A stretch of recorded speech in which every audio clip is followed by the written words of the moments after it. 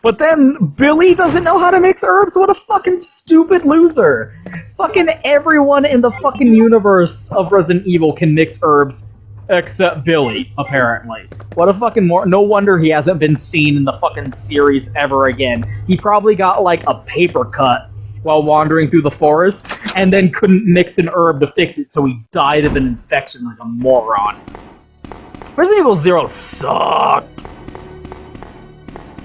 Resident Evil 0 is a big part of why the franchise ended up going the way it did. Like, Remake was really good, but it bombed. Resident Evil 0 sucked.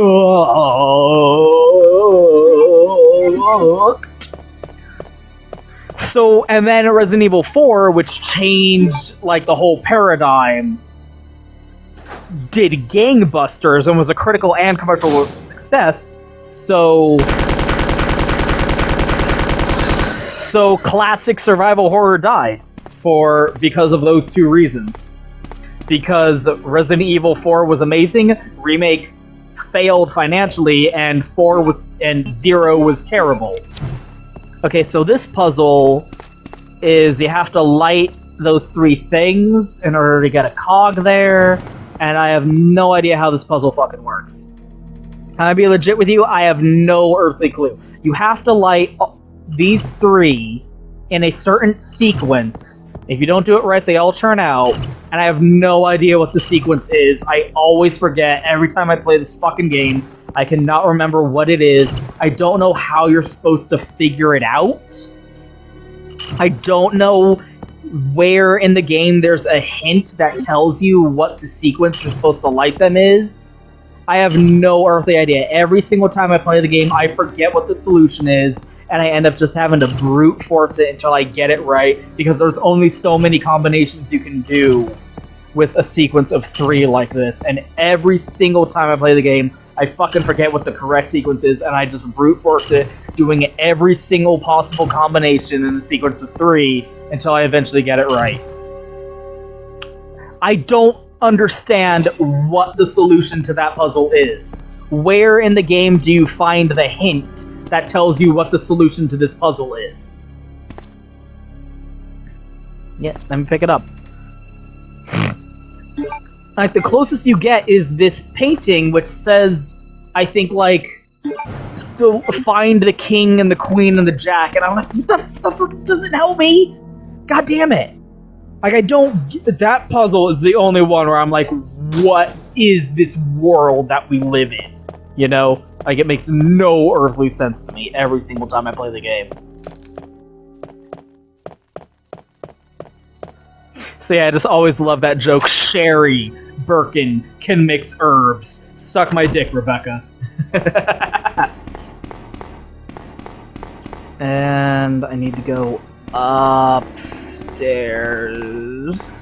But I want to develop this film real quick since I went through the trouble of picking it up, so I might as well get that file, that extra photo file, in the dark room. I'm going to take the short way around this time. There we go.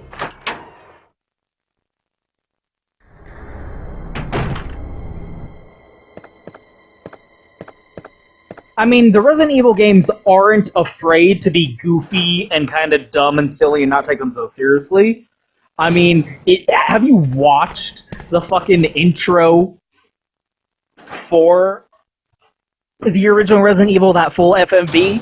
The way that intro, like, it was dumb and cheesy and they didn't give a shit, and that intro concluded with, like, a cast lineup of all of them with, like, a fire in the background, and, like, they're doing dumb action hero poses and slicking their hair back and shit like that. I don't think you ever need the lighter again for the entire fucking game. Like, it was goofy. They weren't afraid to embrace the goof factor.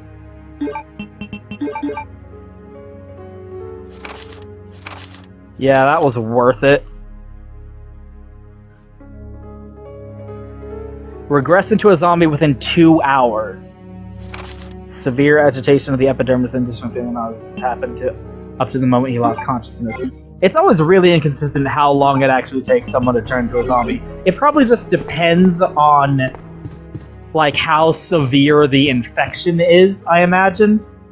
Like, if you get bit by a zombie, you're probably, like, living on borrowed time, because that is a direct injection of the virus into your bloodstream. Plus, then you have to deal with, like, bleeding out, so you're just gonna, like, you're dealing with regular-ass health complications anyway. On top of the virus just assaulting your fucking immune system. A zombie virus, no less. Which I don't think our immune system has any kind of natural defense for. But you can also just contract the T virus, like, I think it's implied that it can travel through the air, but you can also, like, it's a vial, like, it is a fluid. Like, there are vials of T virus that you can find. So if that gets into the water or something, you drink water with T virus in it, you're fucked. So we know that is happening in this hallway on the left, where those arms would reach out and grab your boobs. But we never, ever, ever, ever, ever, ever, ever have to go down that hallway ever again. So who fucking cares? I don't think we ever have to go down the other hallway where that could happen too, either, actually. So they're like, the T-virus sucks because there are a couple different ways you can get infected. Like, if he's too far, you can't hit him from pointed down like this. But if he's too the distance, because the lickers are fucking crawling on the floor, there's such a weird distance game, you have to play with them like that. Here. And here's the cool thing about this game's crank. Squeaky! Yeah.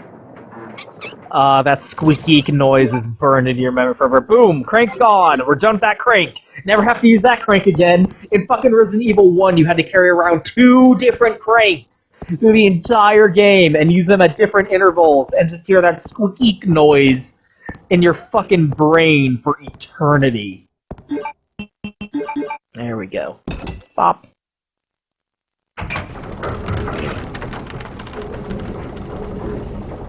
Is it Leon? Because I swear I remember you could jump down this chute, but whenever I try to interact with it, it doesn't work.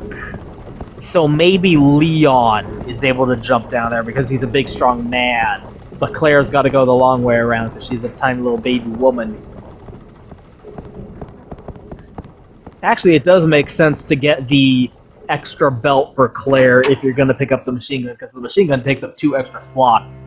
So that's like you're kneecapping yourself 2 extra spaces, and the belt gives you 2 extra spaces. Then you play Resident Evil 3, and Jill starts out with 8 inventory slots, because that's how many she had in the original game. And then she gets a belt that adds 2 extra slots, so she ends up having 10 fucking inventory slots, and it's fucking ridiculous.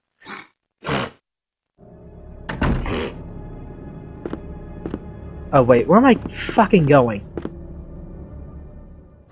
Like I said, I get so turned around with this game. 3 is by far the one I know the absolute least about, though. I think I beat 3 once. Like, I've played this game a couple of times. I have the infinite rocket launcher. Know what I'm saying? 3 is the one that I know, like, almost nothing about that game. I feel like I'm glad RE2 is getting a remake because it's the best one.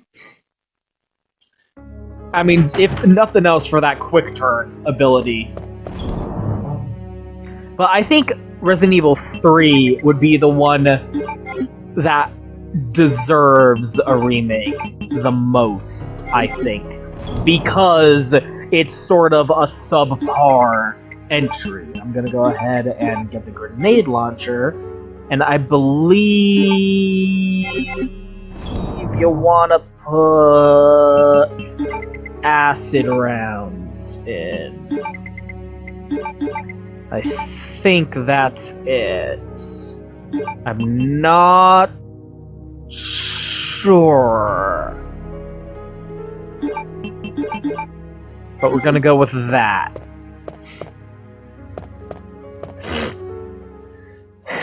For like the first boss of the game.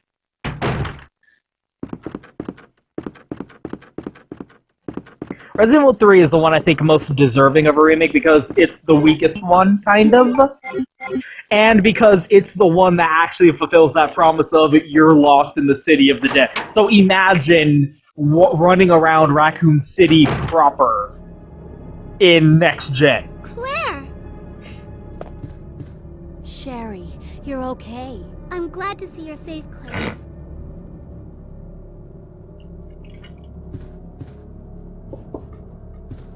Hey, stop running off. Stop running off, you little punk. Think I won't? Think I won't? Think I won't do this? Think I won't fuck you up? Got a fucking grenade launcher, bitch. Trying to save your life. So again, like I was saying, like, the storytelling of the game. Like, boom, you're finding out, like, throughout the game up to this point, there's been reason to suspect the chief. Like, you had that mail to Chris where it's talking about, like, he's taking bribes. You have the secretary diary talking about how he's dangerous and doing shit. Had those notes about how he tried to hide the ammo all around the house. And then, boom, you find this diary from him where he's like, shit, Umbrella, like, fucked up. But he's spreading confusion amongst the police. No one can come from the outside to help. No one will have the chance to escape the city alive. So he's helping to contain the situation. All the escape routes from the precinct have been cut off. Like, he's, like, I shot Ed in the back through the heart less than an hour ago. I watched him writhe in pain on the floor in a pool of his own blood. The expression on his face was positively exquisite. He died with his eyes wide open, staring up at me. It was beautiful. What a fucking evil creep, right? Jesus fucking Christ! You know, the series gets this reputation for having a big, dumb, silly, stupid plot. Then you actually play the games, and you have this actual, like, intense atmosphere of, like, trying to get through this survival situation. Ugh. And you find all these you uncover these notes talking about due to the actions of the renegade operative Albert Wesker, dun dun dun, the retconning has already begun. Although he's still considered dead by this point. But how is Rebecca alive? How is Rebecca alive? Answer me. We've never seen her again. Annette will continue to be your contact throughout this affair. From William Birkin, father of Sherry Birkin. Dun dun dun. The G virus is going to replace the T virus. So, oh shit, the G virus is even better than the T virus. And the T virus has destroyed this entire city.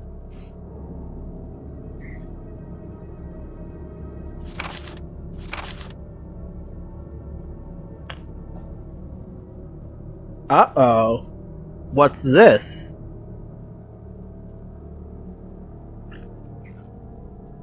No, a little internal warfare, huh? A little, corporate espionage going on here. I will not allow anyone to steal my work on the G virus, not even Umbrella. What? But what's going on? We thought that Umbrella unleashed the T virus in the city themselves to cover up their operation? Is what you might kind of come to assume up until this point? But what's going on with William? I'm going down there. Stay here and wait for me, okay?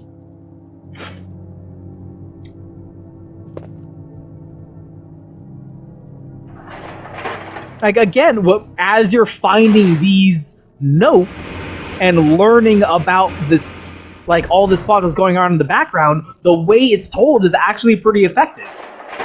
And you start getting pulled into the drama. Like, when you actually list it out on a fucking flowchart, it looks dumb and big and stupid and convoluted, but the way you're putting it together yourself piecemeal through all of these notes and evidence that you're finding as you explore the game, and the game never gets away from this natural through line of you're in this survival situation just trying to get through it. Help me!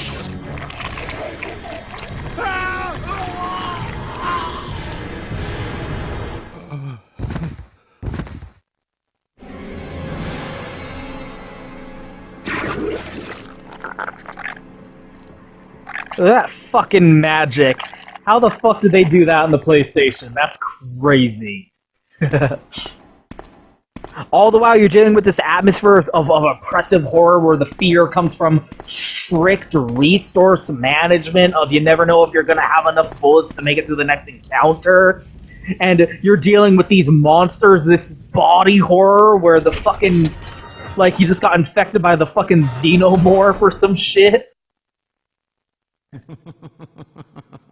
So you've made it this far. Not bad, girl. But I'm not letting anyone leave my town. Everyone's gonna die. Calm down, Chief. What happened? Shut up. You couldn't possibly understand what's happened. Those monsters from Umbrella have destroyed my beautiful town. How could they do that to me after everything I've done for them? He's threatening her with a gun while she's holding a grenade launcher. Then you must know about the G-Virus. What is it? Tell me! If you must know... If you must agent know. that can turn humans into the ultimate bioweapons. Bioweapons. Superior to the T-Virus in every way. Every way. Dr. William Birkin is the genius behind the project. William Birkin? I'm sure you've already seen his little girl running around here somewhere. Sherry, isn't it? In case you haven't already figured it out, the monster that's been tearing my precinct apart is yet another product of the G-Virus. An ultimate bioweapon. Ultimate bioweapon. Umbrella must be trying to cover its tracks. But if I have to go, I'm going to take you with me. Claire could pull the trigger on her grenade launcher right now, and Chief would be dead. Like, you're threatening her with a gun, and she's like backing up in terror. And she's holding a fucking grenade launcher. It's so stupid. Oh, he's dead. Again, the body horror, all these like crazy monster. Yeah, you're definitely supposed to use the acid rounds. Why else would they give you acid rounds to use right before the fight? And again, it leads into that like player-protagonist integration where Claire comes into this room going, formaldehyde and a habit of decomposing right before your very la eyes. Anyway. Where Claire comes into this room knowing what the G-Virus is. There's not been a single cutscene up until this point so far where anyone has mentioned the G-Virus. She knows what the G-Virus is because she's been reading the files that you've been collecting. She is learning about what the plot of the game is alongside you as you're collecting all these notes and pieces of evidence and putting it together for yourself. Which is, again, why it's so funny if you play through this game without picking up any of the notes and reading any of them. If you just don't pick anything up, the cutscenes aren't changed. So she's still going, what's the G-Virus? And you're like, I don't know. What the fuck? No one's talked about that because you didn't pick up any of the fucking notes and read any of them, which is pretty funny. Although it is mandatory, you have to pick up Chris's diary, and I think he mentions the G-Virus, so if nothing else, she knows what the G-Virus is. Yeah, only 5 shots. Get the fuck off me, these things. Nope, excuse me. I'm just gonna go up the ladder real quick just to get rid of these fucking G-spawn crawling all up on my backside here. Yeah, only takes 5 shots from the acid rounds to kill that guy. It's actually kind of anticlimactic. None of the boss fights in the Resident Evil franchise have been all that fucking spectacular.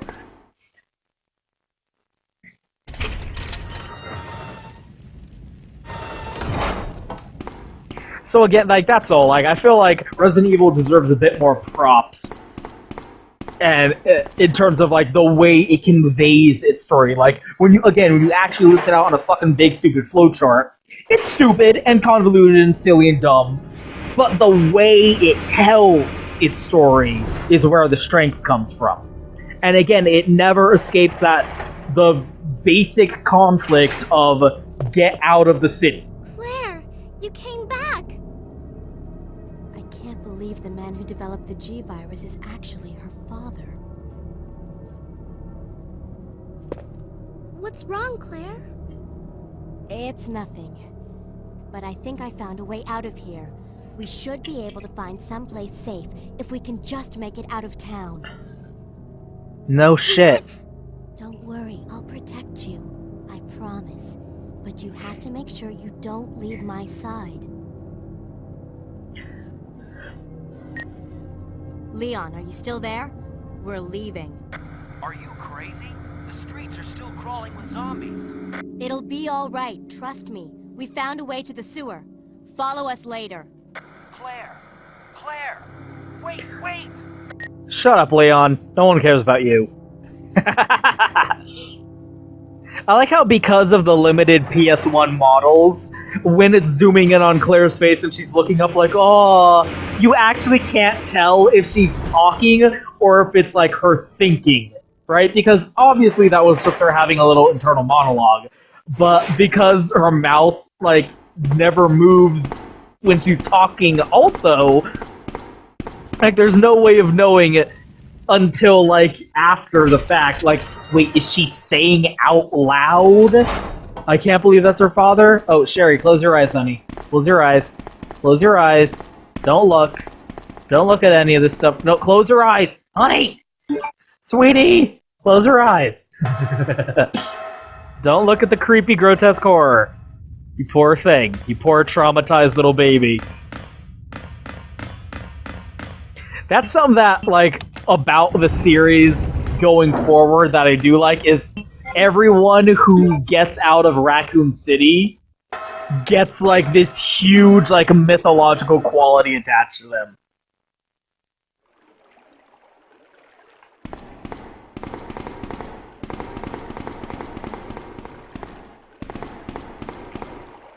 Come on, let's get out of here.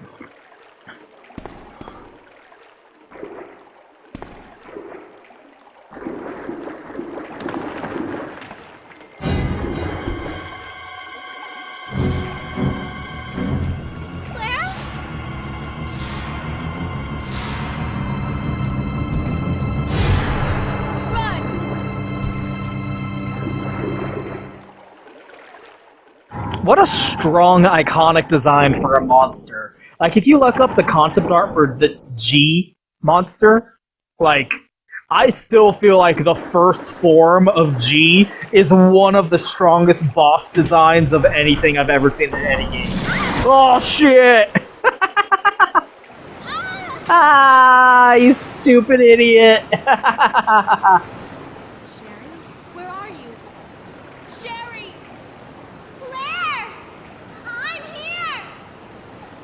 That doesn't help. Where's here?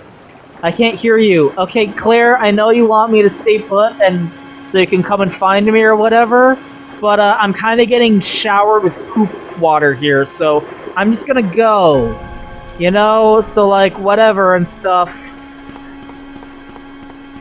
Like, that is something I think is funny about, like, the future games is anyone who had anything to do with Raccoon City gets this like mythological quality attached to them. Look at this zombie. Sherry's model is too small for the zombies to grab onto.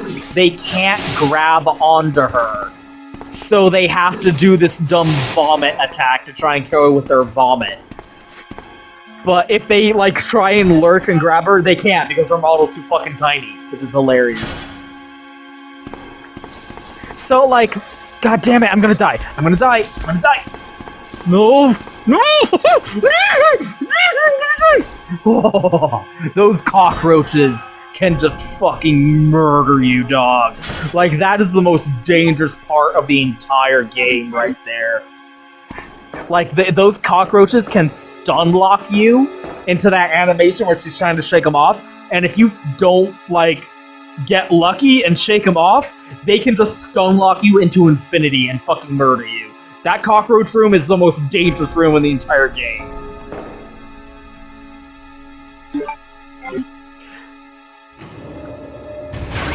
Ah, you fucking idiot. You fucking loser.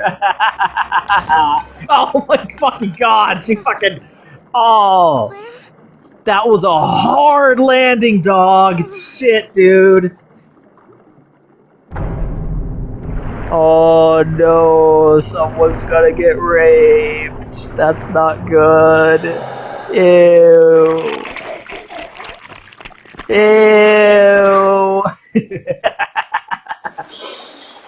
Well, standing here staring at the hole she fell through for 10 minutes didn't do anything. Guess I better get going. Fuck you, kid. Like, Resident Evil 6 was a steaming piece of shit, but there were, like, dollar bills in that pile of turds that I did like. And seeing Sherry come back, this, like, kid characters growing up and coming back later in the franchise and being cool badasses is one of the best things in all of fiction. So having Sherry come back and be like, yo, I'm Sherry motherfucking Birkin over here. Y'all gonna what up in this piece? You know, I always feel the need to hold on to the fucking handgun just for prosperity's sake, but honestly, I don't think I'm gonna need it for a while. I feel like I actually can fall back on this machine gun for a little bit. Gonna need this valve. Go ahead and dump these regular grenades.